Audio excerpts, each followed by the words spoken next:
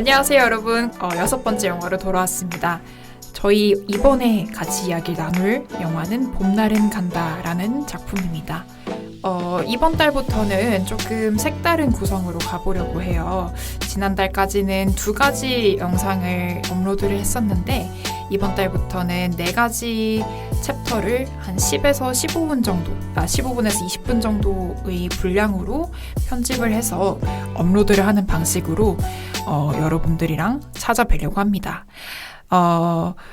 네, 봄날은 간다 이야기하기 앞서서 저희 같이 이야기 나눌 멤버 먼저 소개를 해드릴게요. 제 앞에는 나무님 계시고요. 안녕하세요. 안녕하세요. 네, 그리고 옆에는 수연님이 계십니다. 오늘 처음 인사드리는 거죠. 네, 안녕하세요.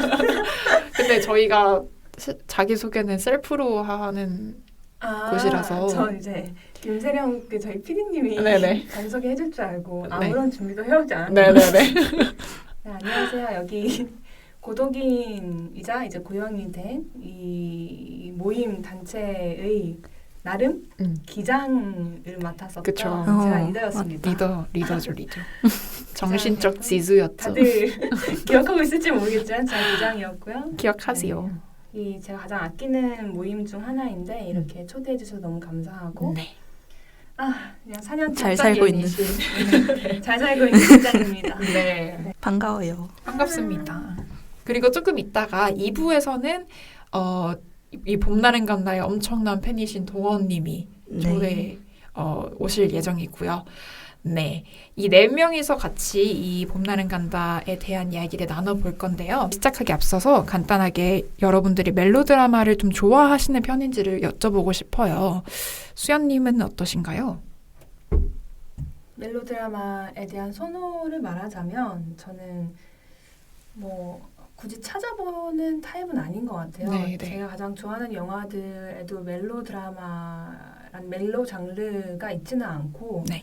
그런데 또 싫어하지는 않아서 그냥 웬만하면 다 재밌게 보는 편이기도 합니다. 찾아보는 편은 아니지만 네, 있으면 보는 정도. 이렇게 알겠습니다. 나무님은요? 저도 멜로 영화를 별로 안 좋아한다고 생각했거든요. 네. 이전까지.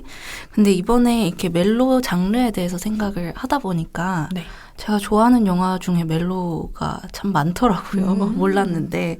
그래서 뭐 화양연화라든지 아비정전 이런 왕가의 영화들, 그러니까 사랑 관련된 그쵸, 그런 것들이 빠질 수 없는 부분이겠구나라는 생각이 들었고 네. 뭐 이터널 선샤인 이런 것들도 멜로 장르에 속하겠구나 싶어서 안 좋아한다고 생각하다가 좀 마음을 열게 됐어요.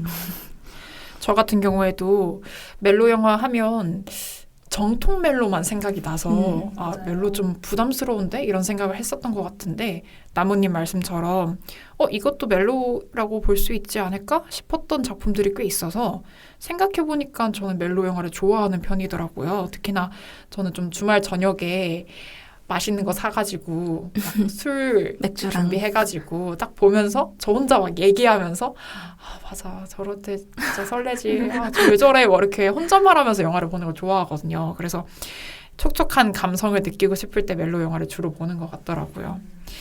여러분들이 잠깐 얘기를 해주셨지만 멜로 영화 하면 떠오르는 작품들에 대해서도 한번 얘기를 나누면 좋을 것 같아요. 저 같은 경우에는 여름이라서 그런지 콜바넴, 콜미 바이 어 네임이란 영화도 멜로 영화라고 생각을 했고 그리고 한예리 배우가 나왔던 한여름의 판타지아라는 영화도 있어요. 이것도 약간 구성이 좀 특이해서 좋아했던 영화인데 그리고 뭐 윤희에게 캐롤같이 겨울을 배경으로 한 멜로 영화도 있었고 네, 꽤 멜로가 계절이랑 좀 연결이 된다라는 공통점을 찾을 수 있었던 영화들을 이야기를 해봤습니다. 나무님은 그럼 멜로 영화 하면 어떤 작품이 떠오르세요? 저는 또 여름이다 보니까 중경삼님이 딱 여름에 생각하는 여름을 떠올리면 생각나는 멜로 영화인 것 같아요. 진짜 막 후덥지근하고 땀이 맞아요. 줄줄 나는 그런 그 느낌이 막 사는 영화라서 바로 떠오른 것 같아요. 저도 중경상님 굉장히 좋아합니다. 진짜 좋죠. 저는 멜로 영화 했을 때 이걸 생각을 했을 때 어바웃 타임이 먼저 제 생각이 났어요. 저도 그 생각했는데. About Time. 근데 저는 이제 앞에서 막 윤희에게나 이런 걸 말씀하신 거 들으면서 아 내가 멜로 영화라는 기준을 굉장히 좁게 생각하고 있었구나 라는 생각을 하기도 했거든요. 이게 저는 당연히 멜로 영화 하면 어떤 청춘이자 어떤 젊은 이성애적인 사랑이라고 생각을 했는데 아. 멜로라는 장르가 이성애적이라거나 어떤 젊은 나이대에만 한정짓지 않고 그냥 큰 어떤 러브라는 기준에서 들어올 수도 있겠구나 맞아요. 라는 생각을 했어요. 맞아요. 근데 제가 이걸 찾아보면서 멜로 영화란 대체 뭘까라고도 생각이 들었는데 네. 실제로 멜로 영화는 저희가 지금 딱 마침 여자 셋이서만 있는데 이게 장르적으로 자리를 잡게 된 이유는 한 1950년대쯤인가 미국에서 이제 영화를 키우기 위해서 이제 여성 소비자들을 끌어당기기 위해서 와. 이제 장르화를 만들기 위해 사랑 이야기를 넣은 거래요. 그러니까 저는 여자들만 멜로 장르를 좋아한다고 생각하지는 않고 그렇게 판단하고 싶지도 않은데 어떤 그 시대 때는 그렇게 했다고 하니 어떤 그 멜로 영화의 전형성이라던가 그런 부분에는 분명 어떤 여성 취향이라던가 그런 전형성이 좀 담겨 있을 것 같기도 합니다. 되게 공감이 되는 게 여성 소비자를 끌어들이기 위해서 1950년대에 멜로 영화가 흥행했다, 많아졌다. 네, 만들어지고 흥행했다. 만들어지고 네. 장르화로 자리가 잡았다. 멜로 드라마라는 예거는 꽤 이전부터 있었대요. 근데 저희가 이제 고전적으로 멜로라고 생각하면 사실 비련의 여주인공 그리고 구원받는 남자 그리고 사랑 때문에 고통받는 둘 사이 이런 스토리라인이 되게 많아서 로미오와 줄리엣 그쵸, 같은. 그쵸. 비극적인 사랑이라던가 아니면 운명 같은 만남 이런 컨셉의 영화들이 되게 많은 것 같아서 멜로 장르를 좀 좁게 보기도 하고 멜로에 대한 편견을 좀 가지고 있었던 것 같은데 막상 또 생각을 해보면 멜로라는 게 또 사랑을 주제로 한 거니까 사랑과 관련되어 있는 영화라면 좀 더 넓게 봐도 되겠다라는 또 생각이 드네요. 그럼 저번 달에 아무르도 네. 결국에는 멜로 그런가요? 영화인가요? 아니 오히려 장르적으로 네. 접근하려면 멜로라는 건 좀 더 좁게 봐줘야 음. 장르적으로 성장할 수 있지 않을까 싶기는 해요. 그럴 수도 그렇구나. 있을 것 같아요. 네, 좋습니다. 그러면 장르를 정의를 하긴 조금 그렇죠? 어렵지 않을까요? 그렇죠? 조금 아직 보는 입장에서라서 그런지 멜로에 대한 정의를 내리는 게 좀 어려울 수도 있긴 하겠지만 그래도 멜로 영화로 생각하는 그런 영화들이 공통적으로 이런 게 꼭 등장하더라 싶은 게 있을까요? 수연님은 어떤 게 있을까요? 수연님이 생각하시기에는 저는 이제 계속 제 머릿속에는 클래식한 전통적인 멜로 영화가 있어서 그런지 이 항상 그 운명적인 사랑이라고 생각을 하지만 결국에는 이어지지 않는다는 것. 맞아요. 이어지지 못하는. 이어지지 네. 못하고 자기 서로의 어떤 첫사랑이었으나 아니었다라던가 짝사랑하다가 나만 좋아했다라던가 너무너무 서로 사랑했으나 뭐 한 명이 죽어버렸다 이런 식의 이어지지 않아서 결국 더 아쉽고 안타까운 느낌이 나는 그런 게 좀 영화적인 장치로서 많이 사용됐던 것 같기도 해요.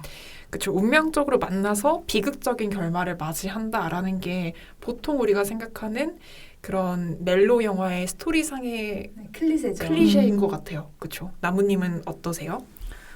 저는 공통적인 무언가를 찾기가 어려워서 크게 보셨군요. 약간 분류를 할 수 있진 않을까라는 생각은 했던 게 뭐 연애가 목표점이 되는 영화가 있고 결국엔 연애를 하게 되었다.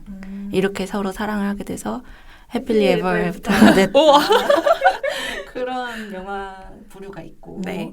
또 이번 영화처럼 이제 그 과정 중에서 얼마나 힘들었고 결국은 헤어지게 되는 그 다음에 깨닫게 되는 그런 영화로 나뉘지 않을까 하는 생각은 해봤습니다. 저도 나무님이랑 되게 비슷한 게 그 멜로가 사실은 사랑을 주제로 한 거니까 사랑을 가까이서 보느냐 아니면 멀리서 보느냐에 따라서 좀 나뉜다고 생각을 했어요. 그래서 나중에 얘기하겠지만 여운이 좀 남았던 영화들은 그 인생의 흐름 속에서 사랑을 넣어놓은 영화들은 좀 저한테는 여운이 좀 남았던 것 같고 재밌게 보고 유쾌하게 봤던 영화들은 영화 그 사랑의 시작 부분을 좀 깊이 있게 다룬 영화였던 것 같아요. 그 순간에 집중하는 네네네. 내용이죠. 순간에 집중하는 영화들.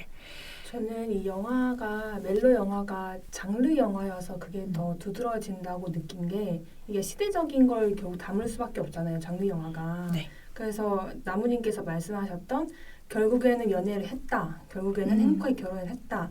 라는 영화들은 아마도 그때 시대상에 반영을 했을 때 어떤 그 남녀 간의 연애권 그때 어떤 자유연애권이 필요했던 시대에 만들어졌던 영화라던가 판타지적인 요소였던 거죠. 사실 그 네. 저는 어떤 점에서는 멜로 영화는 다 판타지적인 부분이 있다고 생각을 있죠. 해서 그쵸.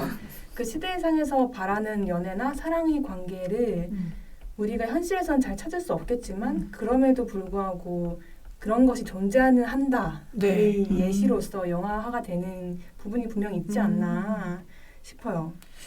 맞아요. 동의하는 바입니다. 사실 연애 우리 드라마상에 나오는 남자 주인공들, 여자 주인공들 그런 사람들이 잘 어디 없잖아요. 있겠어요. 그쵸? 그런데 신데렐라 다 이야기 있죠. 같은 신데렐라 느낌이죠. 이야기 판타지적인 요소가 되게 많은데 또 이제 반대로 이런 판타지를 보고 멜로 영화를 보고 연애를 배운 사람들은 연애하기가 힘들어요.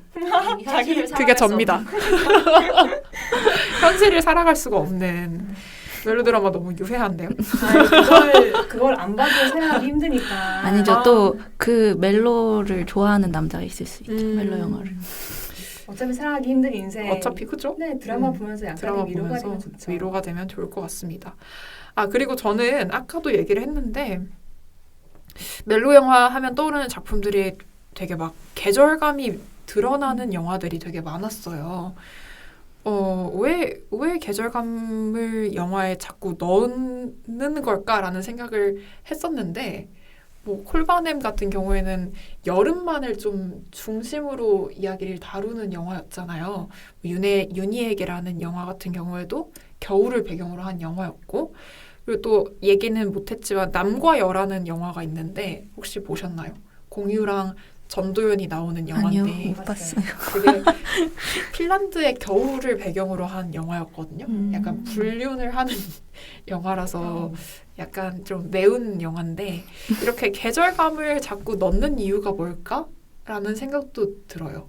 아무래도 제 생각에는 이게 멜로라는 장르가 주는 사랑이라는 감정이 서정적인 부분이 분명히 있다 보니까 그 이미지를 극대화하기 위해서 소비자들을 그러니까 관객들을 최대한 끌어당기기 위해서 계절이라는 메타포를 활용을 하지 않았나 싶어요. 마케팅적. 역시 되게 분석적이신데요. 왜냐면 왜냐면 연애를 막 하다 보면 살랑살랑 거리는 그 설레는 마음이 그 계절이 바뀌는 뭐 봄날 느끼는 감정이나 가을 탄다고 할 때 느끼는 그런 가을 바람이 느낌과도 꽤 비슷하잖아요. 네네. 그러니까 소비자들이 단순히 이게 뭐 마블 영화일 때 굳이 여름에만 보는 그런 필요는 없는데 오히려 이런 아주 작은 사람의 감정에 대한 영화들은 그런 계절을 잘 이용을 하면 오히려 임팩트가 더 커서 그러지 맞는 것 않았을까 같아요. 합니다. 맞아요. 저도 느낀 게 그 감정이라는 거랑 온도, 체온이랑 되게 뭔가 밀접한 느낌이 드는 게 이제 사람이 옆에 있다는 걸 느낄 때도 따뜻한 걸 느끼잖아요. 그리고 뭐 떨어졌을 때 외로움을 느낄 때 이렇게 몸이 좀 쌀쌀함을 느낀다든지 그런 되게 촉각적인 부분들 그리고 바람이 바뀌었을 때 냄새 후각적인 부분들 되게 감각적인 것들이 극대화되었을 네, 때 모여 있는 게 계절성이 아닐까라는 생각도 맞는 것 들었고 같아요. 냄새도 나고 계절도 그쵸. 그리고 뭐 습도라든지 그런 것들. 그리고 이번 영화를 보면서 제가 많이 느꼈던 게 사랑은 되게 시간이랑 관련이 맞아요. 깊다. 맞아요. 이게 시간이 얼마나 흘렀는지가 되게 중요한 관계지 않을까 싶어서 그런 시간성을 보여주기에도 좋지 않을까. 그러니까 겨울 영화인데 겨울이었다가 한 바퀴 흘러서 겨울이 된 상황이랑 겨울인데 봄이 된 시점이랑 또 다르잖아요. 맞아요. 그런 걸 보여줄 수 있어서 좋지 않을까 하는 생각이 들었습니다. 사랑의 형태가 변화하는 게 또 계절의 변화랑도 좀 이어지는 것 같기도 하네요.